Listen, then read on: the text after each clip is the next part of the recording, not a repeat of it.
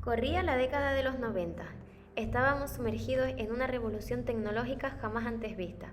Lo que hoy os vengo a contar es uno de los escándalos contables más grandes de la historia hasta el momento. Todo comenzó en Houston, Texas. La verdad es que suena interesante. ¿Quiénes son los protagonistas de este suceso? Muy buena pregunta. Por un lado, tenemos a los anfitriones de este hecho, como son Jeffrey Skilling y Kenneth Lay, fundadores de Enron, que en su momento fue una de las empresas más importantes de Estados Unidos. Y por el otro lado, tenemos al antagonista de este cuento, Íñigo de Oriol Ibarra, creador de Iberdrola. Sí, lo cierto es que he oído cosas sobre estas empresas y de cómo las personas utilizan o utilizaron su información financiera. ¿Ah, sí? No sabía que estuvieses puesto en este tema. Cuéntame, a ver qué sabes. Bueno, pues en el caso de Enron, el primer usuario y más claro es su exdirector Kenneth Lay, los siguientes sus empleados y el Tribunal de California.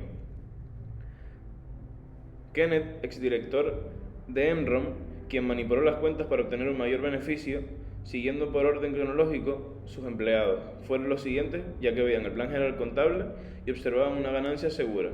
Por último, pero no menos importante, el Tribunal de California, el cual desmanteló esta corruptela por parte de Enron. Yo de Iberdrola también sé algo. Sé que el Consejo de Administración forma parte de sus usuarios financieros, como sus inversores y su auditoría. El Consejo de Administración hace declaración anual del informe financiero, llevan un control de la situación y describen posibles riesgos e incertidumbres a las que se pueden enfrentar. Luego, para que les lleven las cuentas, tienes una empresa externa, como es KPMG Auditores. Así proporcionan una imagen fiel. Para acabar y no extenderme, están los inversores, los cuales utilizan esta información para saber si es rentable invertir o no. Oye, no me defraudas, contigo se puede hablar, ¿eh? Sí, la verdad es que sí.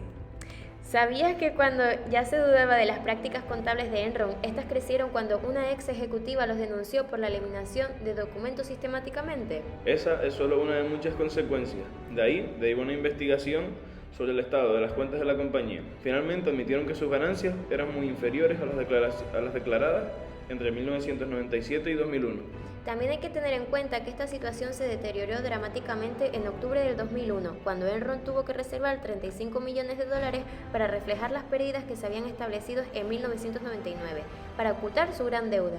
También se vieron obligados a eliminar $1.200 millones del capital de los accionistas. En ese momento, así hicieron que las acciones cayeran libremente. Oye, así sin darnos cuenta, hemos resumido un poco las consecuencias de los malos hábitos de Enron. Me gustaría hablar contigo.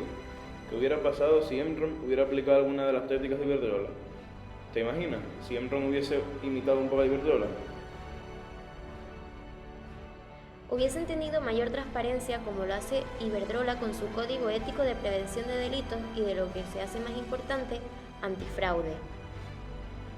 Deberían haber tenido un mayor compromiso social, ya que solo pensan en inflar sus activos, pensando egoístamente en el dinero, pero si miramos a Iberdrola observamos que tienen una campaña completa sobre el interés por y para sus clientes.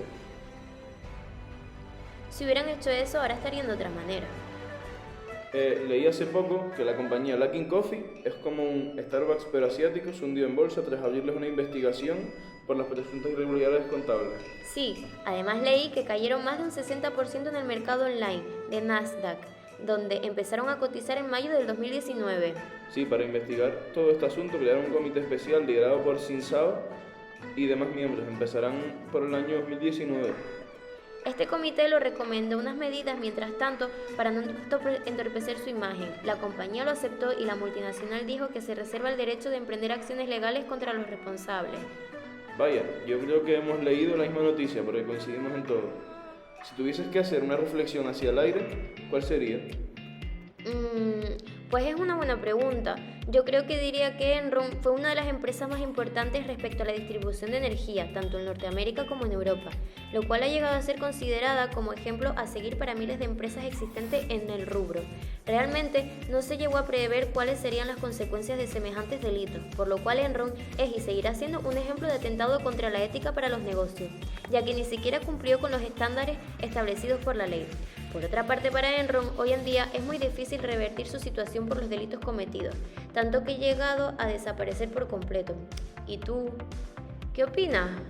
Me parece interesante que me lo preguntes. Yo creo que Enron encontró la oportunidad de contratar una firma encargada de llevar sus cuentas, lo cual se dejó seducir por los millones de dólares que recibía de ella, además de mostrar que sus balances generales en su balance general ingresos ficticios de más de 600 millones de dólares, que luego trató de explicar diciendo que había recalculado y se había equivocado, ya que su afán de crear dinero lo había llevado a paraísos fiscales que lo facilitaron.